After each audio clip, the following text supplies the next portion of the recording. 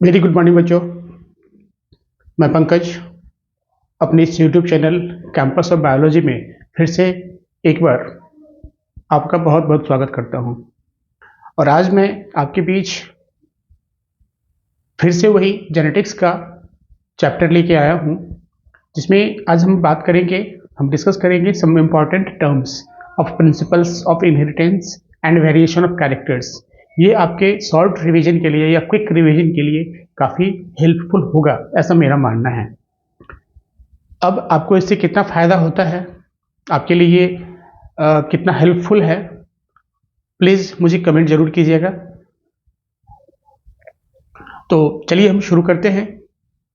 Some important terms of principles of inheritance and variation of characters. जैसा कि हमने पिछले क्लास में मेंडेलियन जेनेटिक्स या मेंडल का जो लॉ था, principle of inheritance and variation of characters, इसके बारे में हमने स्टडी किया था। सबसे पहले मेंडल ने पी प्लांट पे वर्क किया था 7 इयर्स तक, और उसने monohybrid cross by taking one character. Hybridization experiment, monohybrid cross है क्या? Monohybrid cross is a hybridization experiment done by Mendel on pea plant between two opposite or contrasting trait by taking only one character. जैसे for example pure tall plant और pure dwarf plant. यहाँ पे character जो था plant height था। Plant height is a character और उसका दो opposite trait, tall and dwarf, tallness and dwarfness, या tall plant and dwarf plant के बीच उसने क्रॉस किया था, जिसमें कि उनको फिनोटाइपिक रेशियो क्या मिला था? Phenotypic ratio in F2 generation, phenotypic ratio of monohybrid cross in F2 generation, that is 3 dominant, या आप कह सकते हैं टॉल, 3 टॉल प्लांट मिला था और 1 डॉर्फ प्लांट मिला था। 3 टॉल वर्सेस 1 ड्वार्फ, या 3:1 का रेशियो आया था इन F2 जनरेशन। जबकि F1 जनरेशन में all plants were tall, only 1 parental type phenotypic character express किया था इन F1। और यही हर कैरेक्टर्स को 1 by 1 बारी बारी से उन्होंने एक्सपेरिमेंट किया, और सब में यही सेम रिजल्ट आया कि F1 में only 1 parental type character was expressed, and in F2 generation the ratio of dominant versus recessive is 3:1, that is phenotypic ratio। इसके बाद जीनोटाइपिक रेशियो, जब उन्होंने टॉल प्लांट को F2 जनरेशन में जो टॉल प्लांट मिला उसको उन्होंने रेसेसिव पेरेंट के साथ जब क्रॉस कराया, तो उसमें उनको जो रिजल्ट मिला F2 जनरेशन में वो है आपका genotypic ratio of monohybrid cross in F2 generation is 1 homozygous dominant या टॉल, 1 होमोजाइगस डोमिनेंट या टॉल, 2 हेटेरोजाइगस डोमिनेंट, या ये भी क्या था, हेटेरोजाइगस था बट टॉल था, और 1 क्या था, होमोजाइगस रेसेसिव, यानी ये आपका ड्वार्फ प्लांट था। यानी जो रेशियो था 1:2:1 का रेशियो था, जिसमें कि 1 होमोजाइगस टॉल, 2 हेटेरोजाइगस टॉल और 1 होमोजाइगस डोमिनेंट। सेम रिजल्ट उनको 7 कैरेक्टर्स पे 1 by 1 एक्सपेरिमेंट करने से मिला। इसके बाद हम लोग आगे देखते हैं।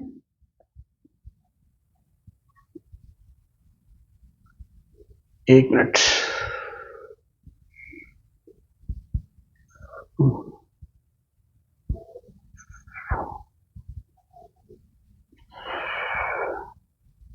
हाँ चलिए। इसके बाद हम लोग देखते हैं genotypic ratio of monohybrid cross in F2 generation. ये तुमने देख लिया। Dihybrid cross, hybridization experiment on pea plant by Mendel taking one characters, that is dihybrid cross. Monohybrid को तो hybridization experiment by taking only one character, जबकि dihybrid cross hybridization experiment on pea plant done by Mendel by taking two characters, that is round seeds with yellow color or wrinkled seeds with green color. Round seed with yellow color or wrinkled seed with green color. Two opposite contrasting traits. दो अलग अलग दो characters को एक साथ उन्होंने जो experiment किया, हाइब्रिडाइजेशन एक्सपेरिमेंट, उसको उन्होंने डाई हाइब्रिड क्रॉस बोला. क्रॉस टेकिंग हाइब्रिडाइजेशन प्रोसेस या hybridization experiment by taking two characters.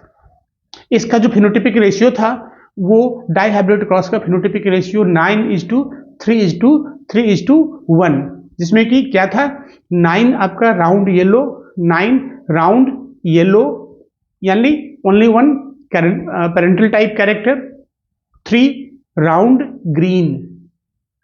ये क्या था, रिकॉम्बिनेंट. ये दोनों क्या था, रिकॉम्बिनेंट. 3 राउंड ग्रीन और 3 रिंकल्ड येलो और only 1 wrinkled green in F2 generation. Phenotypic ratio of dihybrid cross is 9:3:1. इसके बाद genotypic ratio of dihybrid cross. हाँ, genotypic ratio of dihybrid cross is 1:2:1:4:1:2:1. इसको हम लोग कैसे, अभी हम पनेट स्क्वायर के थ्रू हम इसको देखेंगे. इसमें क्या था, 1 is homozygous round and homozygous yellow for both character. Homozygous round और राउंड सीड से उसके लिए होमोजाइगस और yellow seed colour homozygous, that is 1 homozygous round, 1 homozygous yellow, 2 heterozygous round and homozygous yellow, 2 homozygous round, 2 homozygous, 1 minute, 2 homozygous round, okay, 2 homozygous round,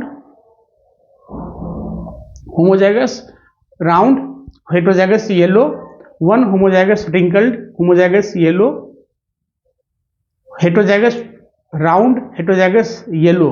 ये आपका 4 था. 1:2:2:1:4:1 homozygous round, homozygous yellow, 2 homozygous wrinkled, heterozygous yellow, 2 heterozygous round, homozygous green and 1 homozygous wrinkled, homozygous green. अब इसको हम लोग कैसे देखते हैं, पहले तो ये रेशियो आप याद कर लीजिए. ये तो जीनोटिपिक रेशियो था और ये आपका जो है ब्रैकेट में ये फिनोटाइप का रेशियो है. इसको हम लोग देखते हैं डाइहाइब्रिड क्रॉस को हम लोग इसमें देखते हैं प्यूनेट स्क्वायर के थ्रू देखते हैं. प्यूनेट स्क्वायर देखिए, एक बार इसको देख लेते हैं क्या है. हाँ, देखिए डाइहाइब्रिड क्रॉस, ये हम लोग क्या था, कहाँ गया भाई, चलिए, डाइहाइब्रिड क्रॉस में मेंडल ने 2 कैरेक्टर्स को साथ लिया था, pure round, pure yellow, versus इसमें उन्होंने लिया था किसको, रिंकल्ड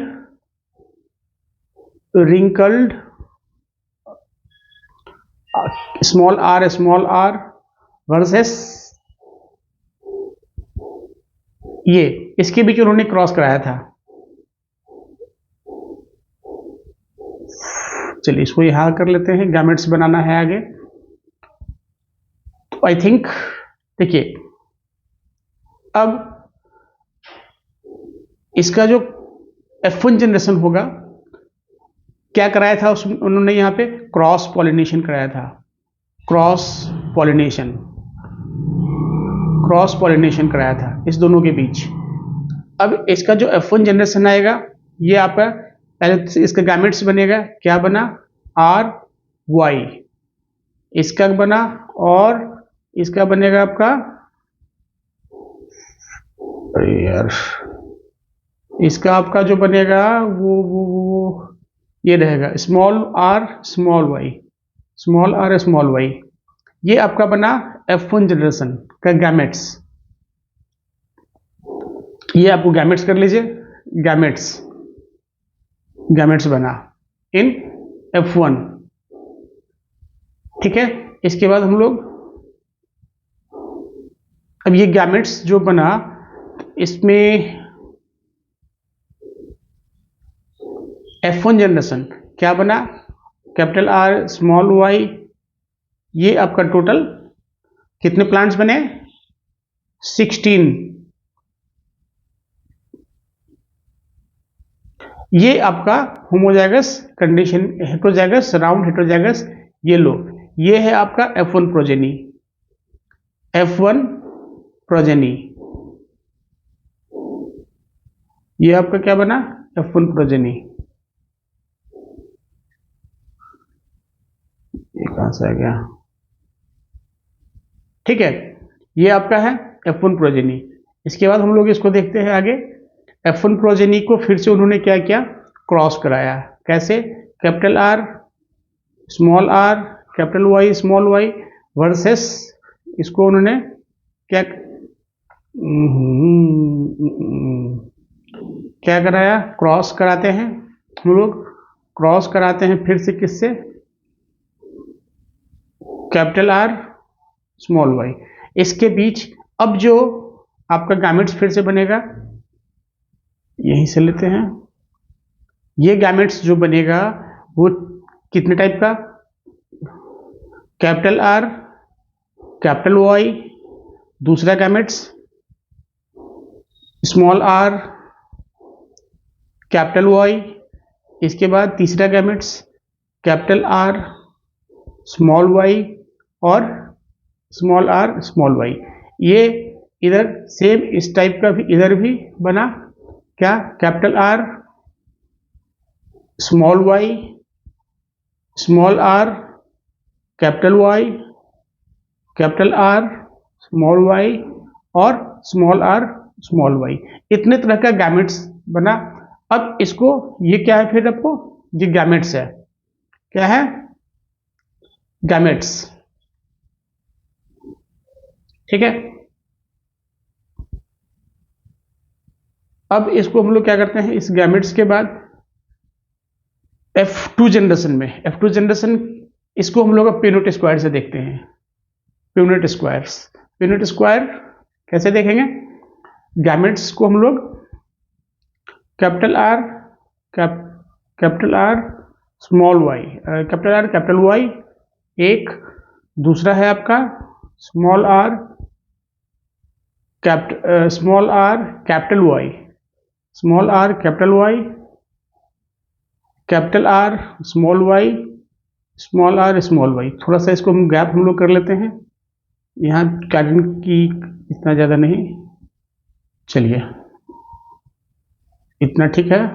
और ये आपका है,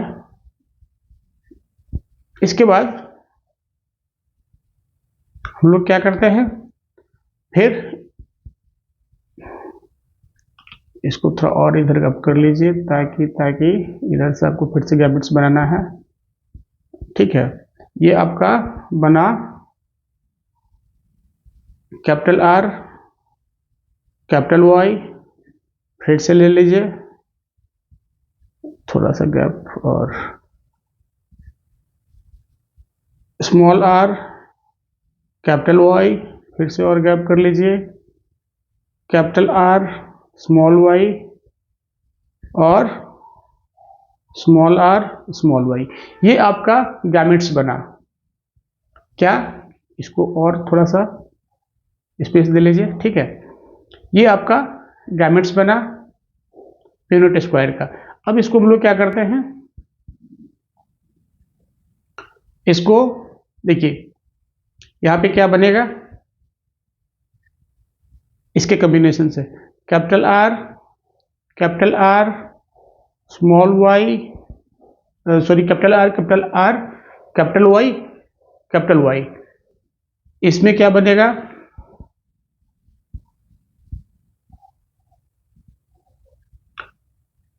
capital R small R capital Y इसका बना। इसके बाद हम लोग फिर इसका ले लेते हैं, ये क्या बनेगा, capital R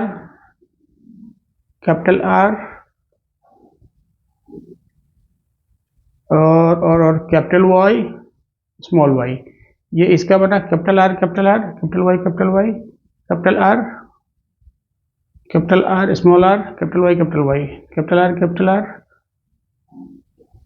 capital Y small Y. इसके बाद इसको थोड़ा और आगे बढ़ाइए, यहाँ पे करते हैं, ये आपका हो जाएगा capital R small R capital Y small Y.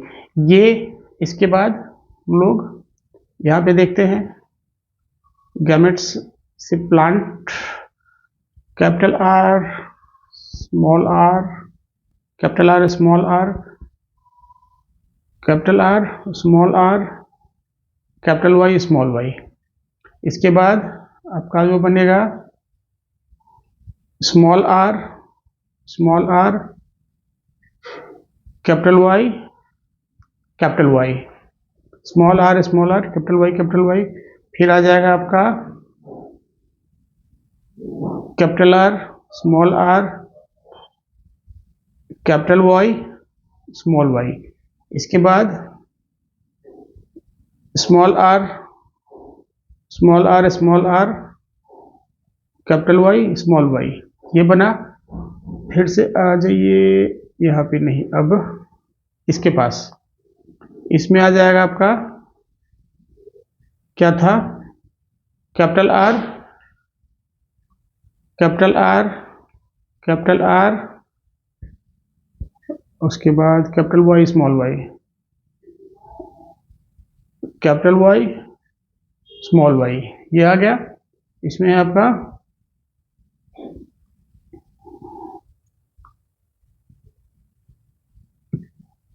Capital R capital Y small Y, okay. इसके बाद कैपिटल आर स्मॉल वाई। फिर से इधर आ जाइए, capital R small Y small Y, ये आ गया आपका। इसके बाद हाँ इधर ये आ गया आपका कैपिटल आर स्मॉल आर और गैमेट से इधर कैपिटल वाई स्मॉल वाई। फिर आ जाइए इधर, इसके बाद आ गया स्मॉल आर, ये आपका है small R capital Y small Y. फिर से आपका ये पे आ गया कैपिटल आर स्मॉल वाई और ये आपका लास्ट में आ गया, लास्ट में स्मॉल आर वाई। ये आपका डाई हाइब्रिड क्रॉस का प्यूनिट स्क्वायर बन गया। ये क्या बन गया, प्यूनिट स्क्वायर के थ्रू हम लोगों ने इसको, देखिए अब यहां से हम लोग इसको क्या कहेंगे, प्यूनिट स्क्वायर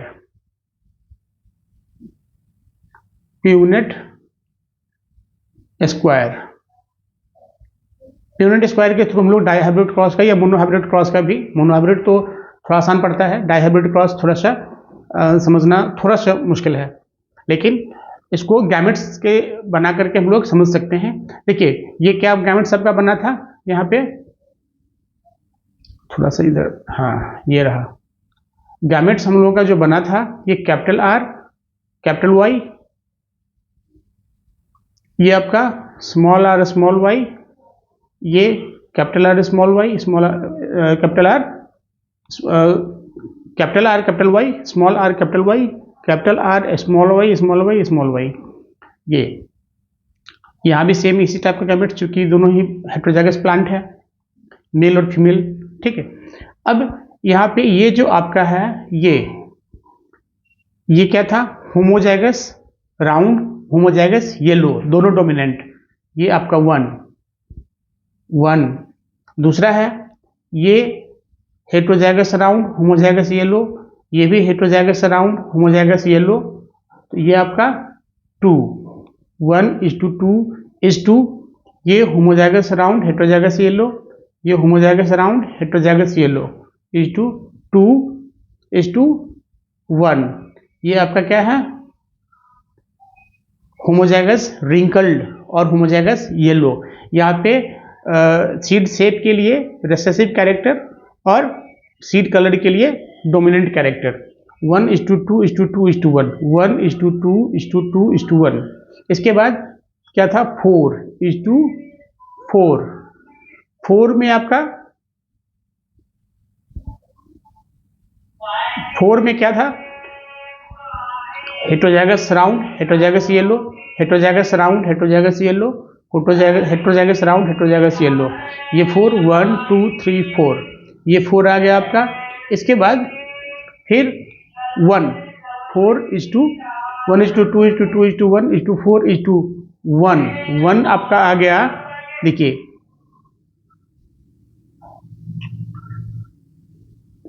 हाँ, ये आ गया आपका, ये homozygous round dominant character, homozygous green round green, 1 round green, ये आपका आ गया 1।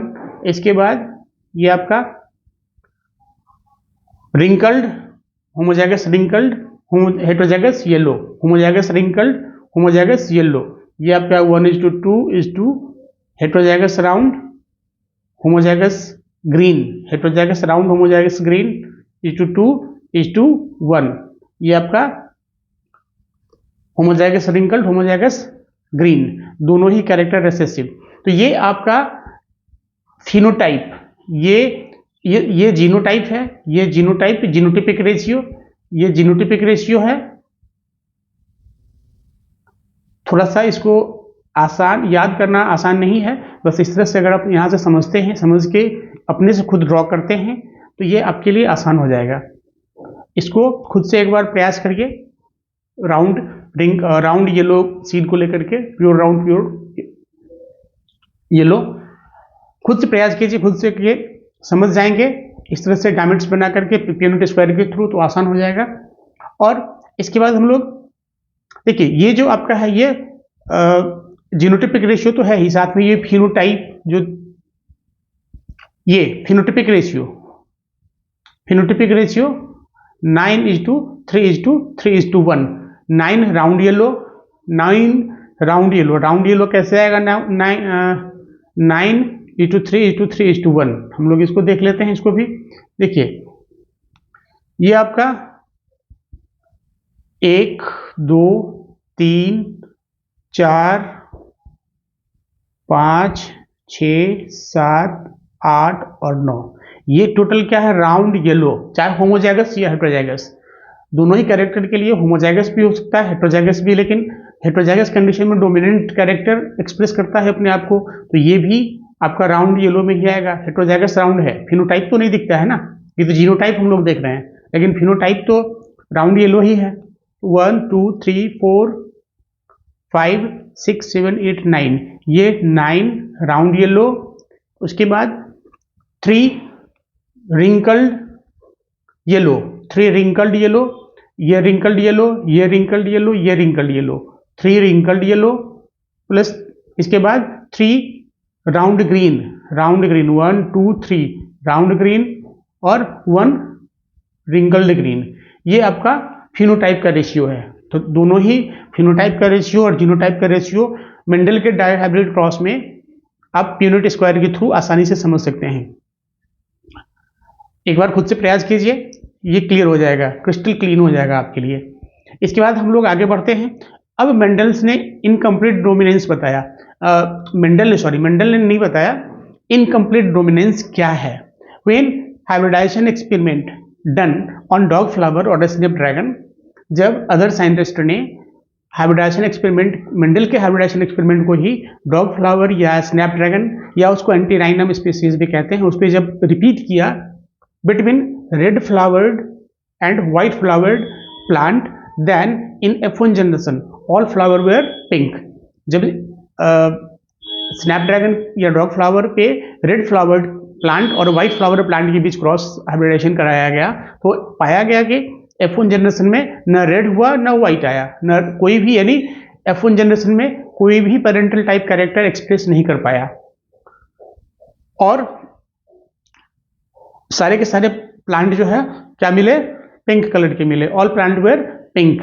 It means that red flower colour is not completely dominant. Red flower colour completely dominate नहीं किया over white flower in heterozygous condition. जबकि law of dominance क्या कहता है? Mendel's ने जो मोनोहाइब्रिड क्रॉस के बेसिस पे अपना लॉ ऑफ डोमिनेंस दिया, उसमें F1 प्लांट में कोई भी एक पेरेंटल कैरेक्टर अपने आप को एक्सप्रेस करता है, इट मीन्स कि वो डोमिनेट करता है अदर पेरेंटल कैरेक्टर पे।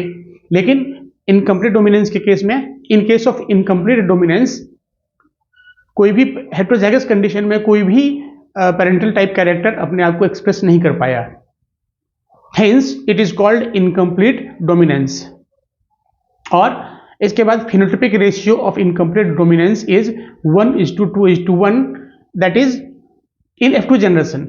ये F2 जनरेशन की, F1 में तो ऑल पिंक था, F2 जनरेशन में 1:2:1 का 1:2:1 का रेशियो आया, जिसमें कि 1 रेड 2 पिंक और 1 वाइट।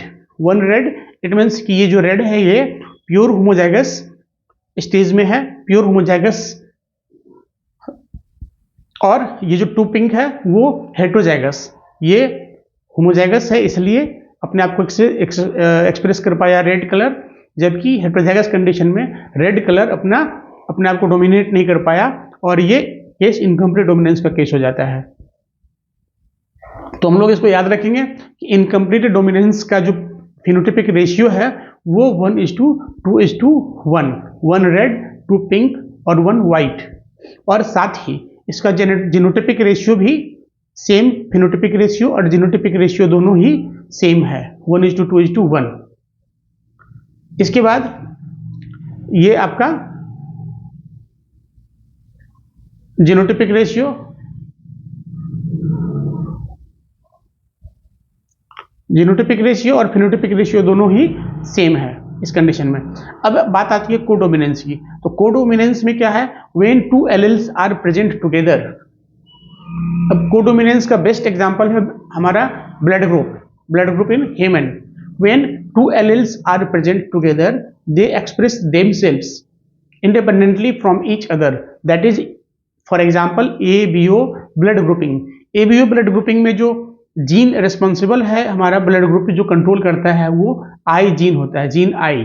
इसके पास 3 एलील है, IA, IB और IO, या फिर इसको हम लोग स्मॉल I से भी डिनोट करते हैं, IA, IB और IO या फिर I। अब इस केस में अगर IA एक अपना अलग टाइप का शुगर प्रोड्यूस करता है, IB अलग टाइप का शुगर प्रोड्यूस करता है, और I या IO कोई शुगर प्रोड्यूस नहीं करता है। अब अगर इन डिप्लॉयड ऑर्गेनिज्म कोई भी एक जीन का 2 ही एलील हो सकता है, इसके साथ इस जीन के पास 3 एलील है, इसीलिए ये मल्टीपल एलील का भी एग्जाम्पल है। बट इसके पास किसी भी ह्यूमंस में, किसी भी ब्लड ग्रुप में मात्र 2 ही एलील होना चाहिए। इस केस में अगर IA और I साथ में प्रेजेंट है, IA के साथ I, तो फिर उस केस में IA अपने आप को डोमिनेट करेगा, IA डोमिनेंट एलील है, I पर कंप्लीटली डोमिनेट करेगा, और इस केस में जो ब्लड ग्रुप होगा उस पर्सन का वो A ब्लड ग्रुप होगा। जबकि IB अगर I के साथ प्रेजेंट है तो भी इस केस में B एलील IB अपने आप को पूरी तरह से डोमिनेट करेगा और उस पर्सन का ब्लड ग्रुप B हो जाएगा। जबकि जब IA और IB दोनों अगर साथ में प्रेजेंट है, उस केस में ब्लड ग्रुप क्या होगा? क्योंकि ए भी डोमिनेंट एलील है और आई ए भी डोमिनेंट है और आई बी भी डोमिनेंट है। इस केस में ह्यूमंस का उस पर्सन का ब्लड ग्रुप ए बी हो जाएगा, क्योंकि दोनों यहाँ पे कोडोमिनेंस का बेस्ट एग्जाम्पल है। आई ए और I B human blood grouping, A B U blood grouping is the best example for codominance. इसके बाद हम लोग आते हैं मल्टीपल एलील पे। मल्टीपल एलील, जैसे कि अभी हम लोगों ने देखा कि एबीओ ब्लड ग्रुपिंग जो है वो मल्टीपल एलील का भी बेस्ट एग्जाम्पल है। When more than 2 alternative forms of और alleles of a gene, more than 2 alternative forms और alleles of a gene are present on same locus on a chromosome in population, then these are called multiple alleles. For example ABO blood grouping in humans. इसके बाद अगला जो है pleiotropy. When a single gene, pleiotropy क्या है? When a single gene produces multiple effect, जब कोई एक सिंगल जीन मल्टीपल इफेक्ट को प्रोड्यूस करता है और more than one phenotypic effect, then it is called pleiotropic gene. For example starch synthesis, size of starch grains and the shape of seeds in garden pea is controlled by only one gene. Pleiotropy क्या है? जब भी कोई एक gene multiple effect या multiple phenotypic character को produce करता है, उस केस में वो उस जीन को हम लोग प्लियोट्रॉपी कहते हैं, प्लियोट्रॉपिक जीन कहते हैं। जैसे for example starch synthesis, size of starch grains and shape of seeds in garden pea is controlled by only one gene. अब कैसे इसको हम एग्जाम्पल के साथ देखते हैं। The genotype and phenotype of this trait are,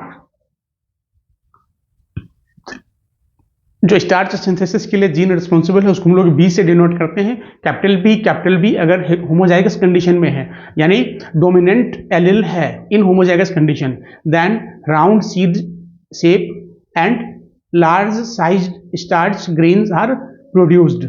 जब व्हेन दोनों ही जो डोमिनेंट एलील है होमोजाइगस कंडीशन में है, तब सीड का शेप क्या होगा? राउंड होगा और स्टार्च ग्रेन का साइज लार्ज होगा। लेकिन जब हेटेरोजाइगस कंडीशन में है, capital B small B round, तब क्या होगा? राउंड सीड का शेप तो राउंड होगा, राउंड शेप्ड सीड होगा, बट इंटरमीडिएट साइज हो जाएगा स्टार्च ग्रेन का साइज छोटा हो जाएगा, इंटरमीडिएट साइज हो जाएगा। वहीं पे जब homozygous wrinkled homozygous small B है होमोजाइगस कंडीशन में, यानी रिसेसिव एलील है, देन रिंकल्ड सीड का शेप क्या हो जाएगा? रिंकल्ड हो जाएगा with small sized grain, size small हो जाएगा सीड ग्रेन का, जो सीड ग्रेन का साइज है वो भी स्मॉल हो जाएगा और रिंकल्ड शेप भी हो जाएगा। तो इस केस में एक ही जीन सीड के शेप को भी अफेक्ट करता है और कंट्रोल करता है, और सीड के साइज को भी कंट्रोल करता है। तो it is the best example for pleiotropic gene. इसके बाद पॉलीजेनिक इनहेरिटेंस। पॉलीजेनिक इनहेरिटेंस क्या है? When a single trait is controlled by 3 or more than 1 when a single trait is controlled by 3 or more than 3 genes, then it is called polygenic inheritance। जब एक ही phenotypic character 3 या more than 3 genes के द्वारा control होता है, then it is called polygenic। Pleiotropy और polygenic में difference है। प्लियोट्रॉपिक एक ही जीन मल्टीपल फिनोटाइपिक कैरेक्टर को कंट्रोल करता है या प्रोड्यूस करता है, जबकि पॉलीजेनिक इनहेरिटेंस में एक ही फिनोटाइपिक कैरेक्टर मल्टीपल जीन के द्वारा कंट्रोल किया जाता है। For example human skin colour, polygenic inheritance का best example human skin colour. It is controlled by 3 pair of gene, that is A, B and C।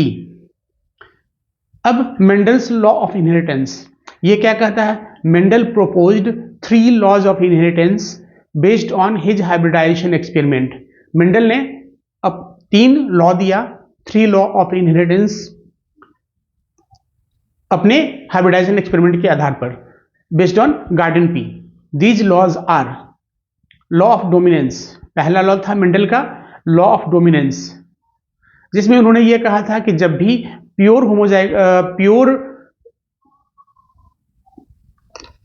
Homozygous tall और pure homozygous dwarf या true breeding line के बीच जब हम लोग hybridisation कराते हैं तो F1 जनरेशन में ऑल प्लांट्स टॉल था और या F1 में ऑल टॉल, F2 में 3:1 का रेशियो। इट मीन्स उन्होंने सिंपली ये कहा कि जो कोई भी एक कैरेक्टर जो F1 जनरेशन में अपने आप को एक्सप्रेस करता है वो होमोजाइगस कंडीशन में भी और हेटेरोजाइगस कंडीशन में भी डोमिनेट करता है दूसरे पेरेंटल कैरेक्टर पर, जबकि जो रेसेसिव उसको उन्होंने डोमिनेंट कहा, जो F1 में भी अपने आप को एक्सप्रेस करता है और उसके प्रेजेंस में दूसरा पेरेंटल टाइप कैरेक्टर अपने आप को एक्सप्रेस नहीं कर पाता है,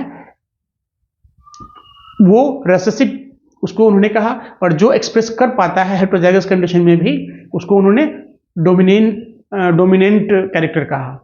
तो सिंपली ये पहला जो लॉ था उनका लॉ ऑफ डोमिनेंस था, दूसरा लॉ ऑफ सेग्रीगेशन था, तीसरा लॉ ऑफ इंडिपेंडेंट असॉर्टमेंट था। इसमें जो पहला दो लॉ ऑफ डोमिनेंस और लॉ ऑफ सेग्रीगेशन उन्होंने मोनोहाइब्रिड क्रॉस के बेसिस पे दिया था, मोनोहाइब्रिड क्रॉस के बेसिस पे दिया था, जबकि जो लॉ ऑफ इंडिपेंडेंट असॉर्टमेंट है इन्होंने डाईहाइब्रिड क्रॉस के बेसिस पे दिया था, डाईहाइब्रिड क्रॉस के बेसिस पर दिया था।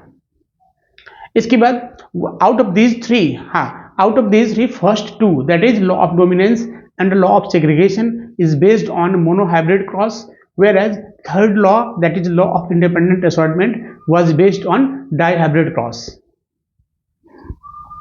इसके बाद rediscovery of Mendel's work on inheritance of characters. Mendel के वर्क को रीडिस्कवर किया गया क्योंकि मेंडल का जो वर्क था about law of inheritance of characters, Mendel ने जो इनहेरिटेंस ऑफ कैरेक्टर्स के बारे में लॉ दिया या जो एक्सपेरिमेंट किया उसको उनके जीते जी उनके अपने जीवन काल में इसका क्रेडिट उनको नहीं मिला। क्यों नहीं मिला? क्योंकि उसके कुछ रीजंस थे जो हम लोग आगे देखते हैं। पहले रीडिस्कवरी ऑफ मेंडल्स वर्क देखते हैं। इन 1900 तीन साइंटिस्ट ने कौन कौन थे? Hugo de Vries, Carl Correns and von Tschermak independently rediscovered Mendel's work on the inheritance of characters. तीन अलग अलग साइंटिस्ट का नाम याद रखना जरूरी है। Hugo de Vries, Carl Correns and von Tschermak ने इंडिपेंडेंटली रीडिस्कवर किया Mendel's work on inheritance of characters. Mendel did not credited for his work on inheritance. Mendel को उनके वर्क का, उनके हाइब्रिडाइजेशन एक्सपेरिमेंट का क्रेडिट उनको नहीं मिला। क्यों नहीं मिला? Mendel did not credited for his work on inheritance of characters in his lifetime due to several reasons. क्यों नहीं मिला? क्योंकि पहला रीजन तो था कि communication was not easy in that time and his work could not be widely published.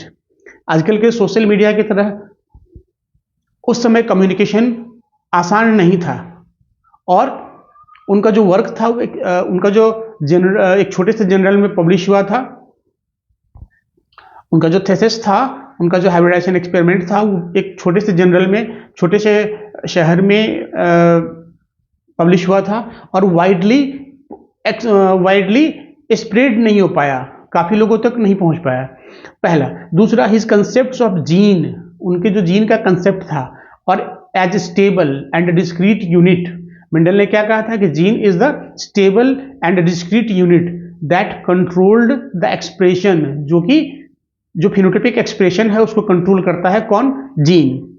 Of traits that controlled the expression of traits and of the pair of allele which did not blend. उन्होंने law of segregation में क्या कहा था कि जो allylic pair है, जो dominant और रेसेसिव कैरेक्टर है, वो आपस में ब्लेंड नहीं करता है, यानी अपनी आइडेंटिटी को मेंटेन रखता है। तभी तो F2 जनरेशन में रेसेसिव कैरेक्टर्स भी अपने आप को एक्सप्रेस किया। तो ये जो उन्होंने कहा था कि एलील्स आपस में ब्लेंड नहीं करता है with each other, was not accepted by the biologist at that time. उस समय के जो बायोलॉजिस्ट थे उन्होंने इसको एक्सेप्ट नहीं किया as an explanation for the apparently continuous variation seen in the nature. तो ये तो दूसरा रीजन था कि उस समय के जो बायोलॉजिस्ट थे उन्होंने मेंडल के वर्क को डिनाई कर दिया. तीसरा, मेंडल यूज्ड मैथमेटिक्स. मेंडल ने बायोलॉजी में मैथमेटिक्स को यूज किया to explain biological phenomenon and it was not accepted by the biologist at that time. Mendel ने अपने डेटा को कैलकुलेट करने के लिए, डेटा को मेंटेन करने के लिए मैथमेटिक्स का यूज किया और स्टैटिस्टिक्स का यूज किया इन प्रॉब्लम्स ऑफ बायोलॉजी. और ये उस समय के साइंटिस्ट को, उस समय के बायोलॉजिस्ट को ये एक्सेप्ट नहीं हुआ. Although Mendel's work suggested that factors or genes were discrete units. Mendel ने ये कहा कि जो जीन्स है या फैक्टर्स है वो डिस्क्रीट यूनिट है जो कि फिनोटाइपिक कैरेक्टर को कंट्रोल करता है. But he could not provide any physical proof. लेकिन मेंडल ने कोई फिजिकल प्रूफ नहीं दिया for the existence of factors और से what they were made of. और ये भी नहीं कहा कि वो कैसे बना हुआ है, कैसे बनता है. अब chromosomal theory of inheritance. Chromosomal theory of inheritance ये क्या था? Chromosomal theory of inheritance. Walter Sutton united the knowledge of chromosomal segregation with Mendelian principles of inheritance. Walter Sutton ने क्या किया? अपने नॉलेज को, क्रोमोजोमल सेग्रीगेशंस के नॉलेज को मेंडेलियन प्रिंसिपल ऑफ इनहेरिटेंस के साथ यूनाइट किया and propose the chromosomal theory of inheritance. यानी क्रोमोजोमल थ्योरी ऑफ इनहेरिटेंस किसने दिया? वॉल्टर सैटन ने. Thomas Hunt Morgan is called father of experimental genetics. Thomas Hunt Morgan, क्योंकि इन्होंने वॉल्टर सैटन का जो क्रोमोजोमल थ्योरी ऑफ इनहेरिटेंस था उस पर इन्होंने एक्सपेरिमेंट किया, इसलिए इनको, और मेनली ड्रोसोफिला मेलानोगास्टर पे बहुत सारा उन्होंने जेनेटिक्स के लिए एक्सपेरिमेंट किया. फादर, इसलिए इनको फादर ऑफ एक्सपेरिमेंटल जेनेटिक्स कहा जाता है. थॉमस हंट मॉर्गन को, Thomas Hunt Morgan is called father of experimental genetics since he had done experimental verification of the chromosomal theory of inheritance and worked on fruit fly और Drosophila melanogaster. Drosophila melanogaster या fruit fly पे experiment किया. Drosophila melanogaster were found very suitable for genetic experiments. अब Drosophila melanogaster suitable था, उन्होंने, Thomas Hunt Morgan ने इसी को क्यों चुना? क्योंकि that Drosophila melanogaster were found very suitable for genetic experiments due to they could be grown on simple synthetic medium in the laboratory. Drosophila melanogaster को simple synthetic medium में into laboratory grow करना आसान था. They complete their life cycle in about 2 weeks. Drosophila melanogaster का जो life cycle था वो मात्र 2 वीक का, ये आसान था. अ सिंगल मैटिंग, एक single mating could produce a large number of progeny fly. एक सिंगल मैटिंग से बहुत ज्यादा, एक large number of progeny produce होता है. There was a clear differentiation of sexes. साथ ही मेल ड्रोसोफिला और फीमेल में, मेल फ्लाई और फीमेल फ्लाई में clear cut differentiation of the sexes है. Were easily distinguishable and it has many types of hereditary variations that can be seen with low power microscopes. तो ये कुछ reasons है जिसके लिए ड्रोसोफिला मेलानोगास्टर पे वर्क करना आसान हो गया. अब थॉमस हंट मॉर्गन ने सबसे पहले टर्म दिया लिंकेज. लिंकेज और फिजिकल एसोसिएशन. अब ये linkage means physical association. The term linkage और physical association was coined by Thomas Hunt Morgan to describe the physical association of genes on a chromosome. When he made a dihybrid cross between yellow-bodied and white-eyed female, जब Thomas Hunt Morgan ने dihybrid cross किया between yellow bodied and white eyed female fly 2 brown-bodied, red-eyed male and intercrossed their F1 progeny. F1 progeny को फिर से क्या क्या intercross किया. Then he observed that the two genes did not segregate independently of each other and the F2 ratio deviated very significantly from the ratio of Mendelian dihybrid cross. Mendel ने जो dihybrid cross का ratio दिया था 9:3:3:1 का, उस ratio से Mendel Thomas and Morgan का fruit fly पे किया गया एक्सपेरिमेंट का रेशियो बिल्कुल अलग था. इट मीन्स कि जो जीन्स था आपस में वो प्रॉपर सेग्रीगेट नहीं किया, प्रॉपर सेग्रीगेशन नहीं हुआ. इसके बाद recombination term also coined by Thomas Hunt Morgan to describe the generations of non-parental gene combination. अब यहां से हम लोग बात करते हैं आगे sex determination. Sex determination the establishment, यह है क्या? Sex determination is the establishment of sex through differential development in an individual at the time of gamete formation is called sex determination. क्या है? Establishment of sex through differential development in an individual at the time of gamete formation is called sex determination. A specific nuclear structure could be traced by Hanking. Hanking एक scientist थे, biologist थे. इन 1891 में इन्होंने क्या किया? Spermatogenesis के through एक special nuclear structure को उन्होंने फाइंड किया in few insects and he named it x body. यानी एक्स बॉडी नाम दिया. किसने नाम दिया? हैंकिंग ने नाम दिया. He observed that 50% sperms receives this specific structure where after spermatogenesis where 50% of sperms did not receive it. Henking ने जो स्पर्मेटोजेनेसिस के बाद जो एक स्पेशल न्यूक्लियर स्ट्रक्चर को देखा उसको उन्होंने नाम दिया एक्स बॉडी. और उन्होंने पाया कि जो स्पर्म्स प्रोड्यूस किया जाता है मेल्स के द्वारा उसमें 50% ऑफ द स्पर्म्स के पास वो एक्स बॉडी है और 50% के पास नहीं है. That x body was called x chromosome. ये जो एक्स बॉडी हैंकिंग का एक्स बॉडी था उसको लेटर अलग बाद में साइंटिस्ट ने क्या कहा? X chromosome by later scientists. इसके बाद हम लोग आते हैं male heterogamety. Male heterogamety, what is the male heterogamety? Hetero means different और gamety gametes, different gametes. Male heterogamety यानी different gametes produced by male. When male produces two types of gametes, male produces two types of gametes, then it is called male heterogamety. Male hetero means different, gamete gametes. Different gametes is produced by male. For example, in XO type and XY type of sex determination, XO type and XY type of sex determination, male heterogamety is present. जिसमें कि XO आपका insects में है, खास करके grass ऊपर या अलग और भी अदर इंसेक्ट्स में, और XY type in humans male. Female heterogamety. XO type क्या है? XO टाइप इन ग्रास ऊपर और बाकी अदर इंसेक्ट्स भी, और XY type in human male. इसके बाद फीमेल हेटेरोगैमेटी. फिर से female heterogamety. Hetero different gamety gametes, different gametes produced by female. When female produces two types of gametes then it is called female heterogamety.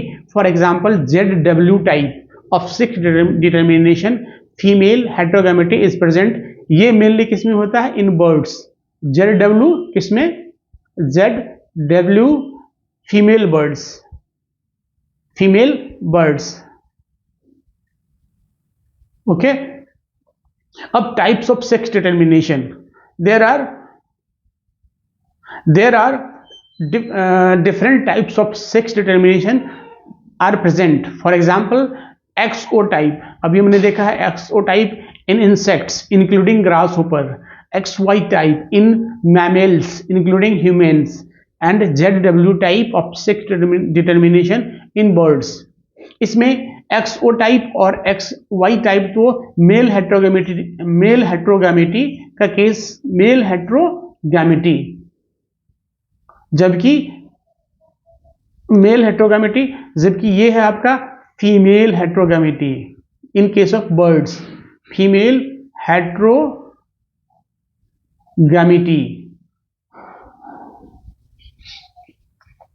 अब now sex determination in honey bee. Honey bee के case में honey B सबसे पहले क्या, हैप्लोडिप्लॉइडी, इसमें जो mail होता है या ड्रोन होता है वो हैप्लॉइड होता है, जबकि जो फीमेल में आपका क्वीन और वर्कर बी भी है वो दोनों डिप्लॉयड होता है। Sex determination is found in honey bee, haplodiploidy sex determination is found in which males are haploid with 16 chromosome whereas females are diploid having 32 chromosomes। अब इसमें क्या होता है, male develops through unfertilized egg, male develops through unfertilized egg, जो queen egg hatching करती है उसमें जो एग अनफर्टिलाइज्ड रह जाता है उस अनफर्टिलाइज्ड एग से मेल या ड्रोन का फॉर्मेशन होता है, जबकि एंड प्रोड्यूसेज हैप्लॉइड गैमेट्स, ये mail develops through unfertilized eggs and produces haploid gametes through mitosis। Male gametes produce करता है haploid gametes through mitosis, and female whereas female develops through fertilized eggs and produces haploid gametes through meiosis। Female क्या है, जो egg fertilisation हो जाता है, fertilised egg से female का फॉर्मेशन होता है जिसमें कि क्वीन भी और वर्कर भी दोनों का फॉर्मेशन होता है। अब यहाँ पे हनी बी के केस में एक लाइन कहा गया है एनसीईआरटी में कि दे do not have father and thus can not have sun.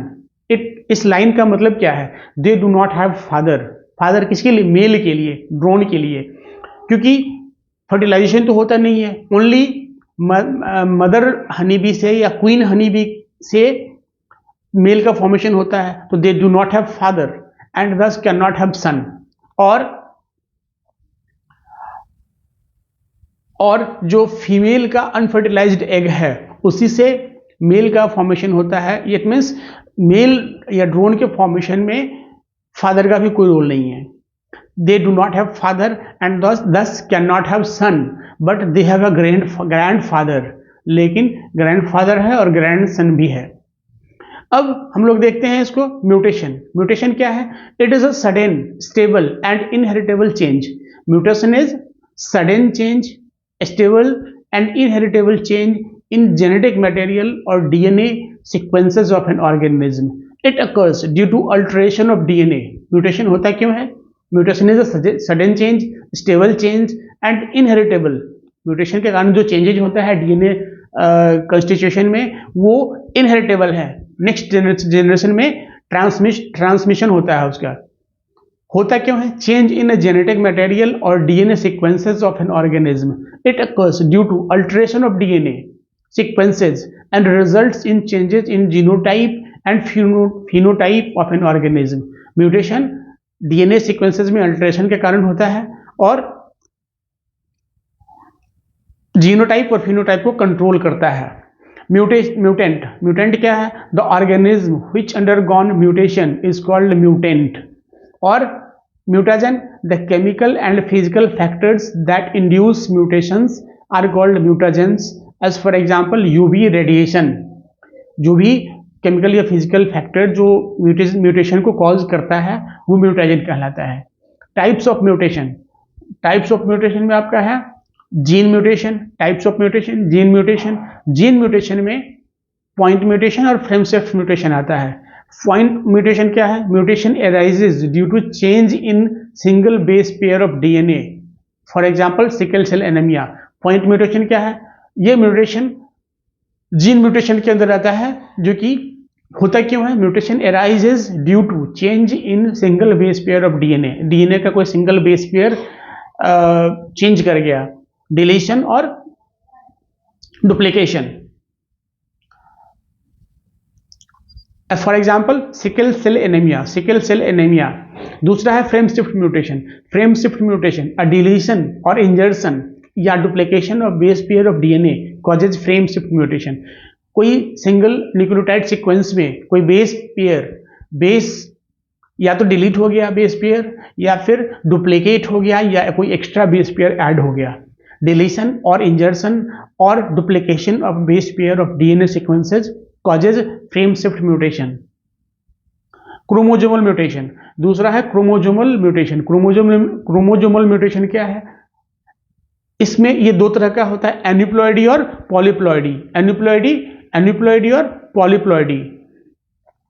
Aneuploidy, it is caused due to failure of homologous pair of chromosome to segregate. ये क्यों होता है? Failure of segregation of homologous pair of chromosome during meiosis. Failure of segregation of a homologous chromosome, pair of homologous chromosome during meiosis. It means there is a loss or gain of one or more chromosome. अगर chromosome properly segregate नहीं करेगा during gamete formation या meiosis, तब क्या होगा? या तो loss हो जाएगा या गेन, या तो एक साइड लॉस होगा दूसरी साइड गेन होगा ऑफ वन और मोर क्रोमोजोम। इसमें दो तरह का मोनोसोमी और ट्राइसोमी। मोनोसोमी ये क्या? Lack of one chromosome of normal complement, that is for example Turner's syndrome. Turner's syndrome is caused due to loss of one X chromosome in human female. Turner's syndrome क्या है? Human females में proper segregation नहीं हो पाता है X chromosome का during meiosis या during gamete formation, और इसके कारण क्या होता है? lack of one chromosome of normal complement, that is Turner syndrome, is caused due to loss of one X chromosome in human females, और such females are sterile। ये इस टाइप का फीमेल जो है स्टेराइल होती है। इसके बाद ट्राइसोमी। ट्राइसोमी क्या है? Gain of extra copy of chromosome, that is for example Down's syndrome. Down's syndrome is caused due to gain of extra copy of chromosome 21st. It is also called trisomy of chromosome number 21. Trisomy of chromosome number 21. इसके बाद polyploidy. Polyploidy क्यों होता है? कहाँ गया भाई? Polyploidy polyploidy क्या है? It occurs due to failure of cytokinesis. Failure of polyploidy occurs due to failure of cytokinesis after telophase stage of cell division results in an increase in a whole set of chromosome in an organism। इसमें cytokinesis ही fail कर जाता, नहीं हो पाता है। In this case cell has loss or gain of 3 or more sets, 3, 4 or more sets of chromosome। अब इसके बाद क्या है? Pedigree analysis. Pedigree analysis is the analysis of traits in several generations of a human family in the form of a family tree or diagram is called pedigree analysis. Pedigree analysis is the analysis of traits in several generations of a human family in the form of a family tree or diagram is called pedigree analysis. Now we will talk about genetic disorders. Genetic disorders are two types of genetic disorders. Genetic disorders में Mendelian disorders, these occurs due to alteration of mutation. Mendelian disorder क्यों होता है? ये alteration और mutation in a single gene. जब single gene जब mutate कर जाता है, म्यूटेशन हो जाता है या अल्टरेशन हो जाता है, तो मेंडेलियन डिजॉर्डर यहां से कॉज करता है। These are transmitted to next successive generations, follows principles of inheritance and can be studied with the help of pedigree analysis। जो मेंडेलियन डिजॉर्डर है उसको आप फैमिली हिस्ट्री से जान सकते हैं या पेडिग्री एनालिसिस से उसके बारे में स्टडी कर सकते हैं। ये क्या है? हीमोफीलिया। सबसे पहला Mendelian disorder haemophilia. It is sex linked recessive disease. Recessive character यानी एक्स क्रोमोजोम पे होगा इसका gene. Sex linked recessive disease which is transmitted from an unaffected carrier female for haemophilia. Haemophilia के लिए क्या है? पहली बात तो ये सेक्स लिंक्ड रेसेसिव डिजीज है, एक्स क्रोमोजोम पे इसका जीन होगा, and it is transmitted from an unaffected carrier female जो है कैरियर होगी हमेशा और अनअफेक्टेड होगी to some of the male offsprings. Mother से सन में ट्रांसफर होता है। The diseased person continues bleeding even to a minor injury because of the defective blood coagulation. इसमें ब्लड कोगुलेट नहीं हो पाता है और एक नॉर्मल कट भी कंटिन्यूसली ब्लीडिंग कॉज करता है. The gene for hemophilia is located on X chromosome, and in this disease a single protein that is a part of cascade of proteins involved in clotting of blood is affected. The possibility of a female becoming a hemophilic is extremely rare because mother of such a female should be carrier and father should be hemophilic. अब female के haemophilic होने का chances बहुत ही कम है, rarely, extreme rarely, because extremely rare case में ही फीमेल कोई हो सकती है, क्योंकि उसके लिए कंडीशन क्या है, at least female should be carrier and male should be haemophilic, जो कि पॉसिबल नहीं है. फीमेल कैरियर हो सकती है बट मेल हीमोफिलिक नहीं हो सकता है, सर्वाइव नहीं कर पाएगा. Family pedigree of queen Victoria shows a number of hemophilic individuals. इसके बाद दूसरा जो मेंडेलियन डिजॉर्डर है वो colour blindness. Colour blindness is also a sex linked recessive disorder. Sex linked x chromosome पे होगा, रेसेसिव यानी एक्स क्रोमोजोम पे होगा. Sex linked recessive disorder which results in defect in either red or green cone of eye. Either I में green और red कोन में defect हो जाता है. Infected person leads to failure in determination between red and green colour. जो colour blindness से affected person है, diseased person है, वो रेड और ग्रीन कलर में डिफरेंसेस नहीं कर पाता है, डिटरमाइन नहीं कर पाता है. And the gene for colour blindness is present on X chromosome and it affects mostly in male. Colour blindness भी क्या है, ज्यादातर मेल ही अफेक्टेड होता है कलर ब्लाइंडनेस से, because male has only one X chromosome. Hence probability of male to be colour blind is 8%, whereas probability of female to be color blind is only 0.4%. यानी mail में Mendelian disorders के होने का probability ज्यादा है, खास करके सेक्स लिंक्ड रेसेसिव डिजॉर्डर्स में, क्योंकि मेल्स में एक ही एक्स क्रोमोजोम होता है और अगर वो एक्स क्रोमोजोम अफेक्टेड है, उस पर कलर ब्लाइंडनेस का जीन है, तो मेल तो पक्का कलर ब्लाइंड होगा. बट फीमेल कैरियर हो सकती है, कलर ब्लाइंड नहीं हो सकती है. फीमेल के कलर ब्लाइंड होने का एक ही चांस बनता है अगर मेल डिजीज्ड हो, दैट इज कलर ब्लाइंड हो, और फीमेल मदर कैरियर हो, तभी उसके 50% ऑफ द फीमेल डॉटर या फीमेल प्रोजेनी में कलर ब्लाइंडनेस का से अफेक्टेड हो सकती है. इसके बाद जो अगला मेंडेलियन डिजॉर्डर है वो sickle cell anaemia. It is an in autosomal. Sickle cell anaemia is an autosomal linked recessive trait that can be transmitted from parents to offsprings when both the partners are carrier for the gene. जब sickle cell anaemia के लिए दोनों, it is an autosomal linked recessive trait and it can be transmitted from parents to offsprings when both the partners are carrier for the gene. दोनों ही partner यानी mother और father को heterozygous होना पड़ेगा. This disease is controlled by a single pair of allele HBA and HB. Only homozygous individuals for HBS shows the diseased phenotype. It is caused by substitution of glutamic acid by valine at the 6th position. It is sickle cell anemia is caused by substitution of glutamic acid by valine at the 6th position of the beta globin chain of hemoglobin molecule. The substitution of amino acid in the globin protein results due to single base substitution at the 6th codon from GAG to GUG. This is endpoint mutation, and the mutant hemoglobin molecules undergoes polymerization under low oxygen tension causing the change in the shape of RBC from biconcave. RBC का जो shape होता है biconcave होता है, लेकिन इस condition में elongated sickle cell type हो जाता है. Its gene is located on 11th chromosome. Thalassemia is autosomal recessive disease which occurs due to mutation of genes resulting in reduced rate of synthesis of one of the globin chain of hemoglobin.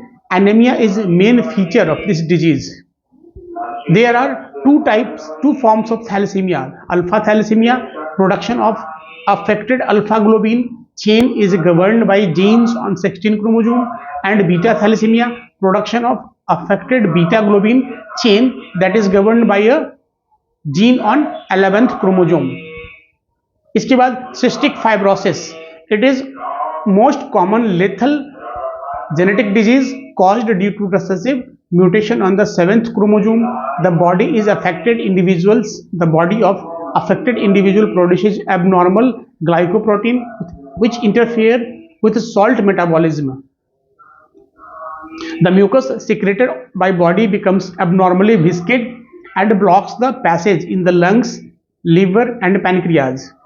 Phenylketonuria. It is an inborn error of metabolism. Which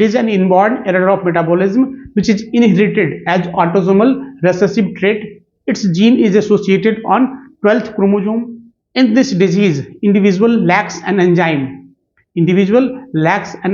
called phenylalanine hydroxylase, which is needed to break down an essential amino acids phenylalanine into tyrosine in the liver. The phenylalanine is accumulated and gets converted into phenylpyruvic acid and other derivatives in brain. These are also excreted through urine because of its poor absorption by kidney. Chromosomal disorders.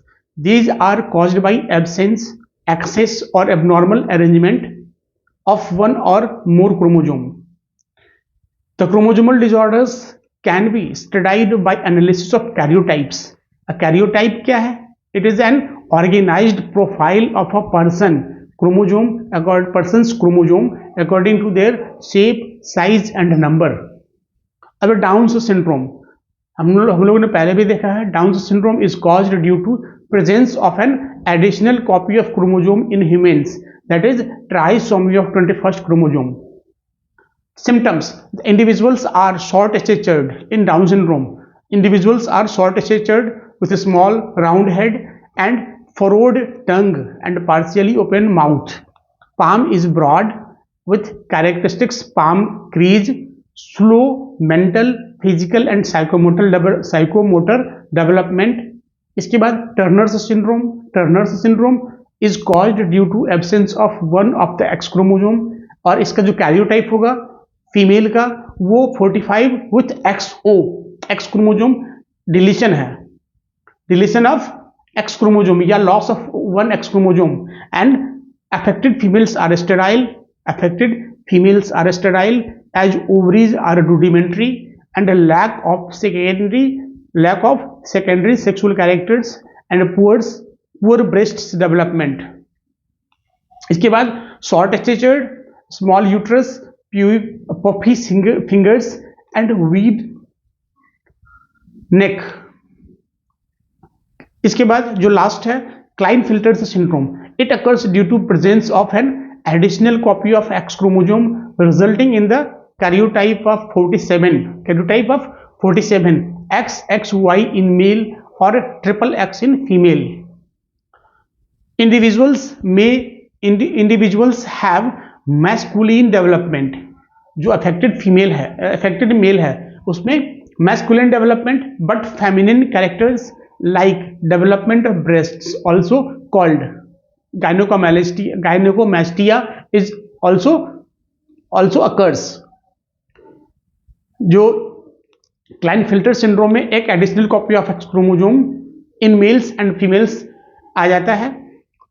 इसमें masculine development तो होगा affected male में, but feminine characters like development of breast भी होगा, and also that is also called gynecomastia.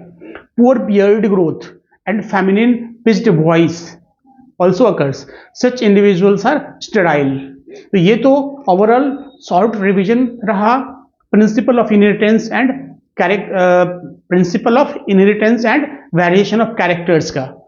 इसके बाद next session में, next class में हम लोग इससे रिलेटेड क्वेश्चंस जो एग्जाम में आते हैं उसको हम लोग करेंगे, खास करके sex determination, Avio blood grouping type और जो मोनोहाइब्रिड और डाईहाइब्रिड क्रॉस से रिलेटेड बहुत सारे क्वेश्चंस आते हैं, उस क्वेश्चन का हम लोग प्रैक्टिस करेंगे नेक्स्ट क्लास में। तब तक के लिए आपको हमारा ये वीडियो, इससे कितना आपको बेनिफिट हुआ, क्या फ़ायदा हुआ, क्या नहीं हुआ और कहाँ पे कन्फ्यूजन है, इसको लेके आप मुझे कमेंट ज़रूर कीजिएगा।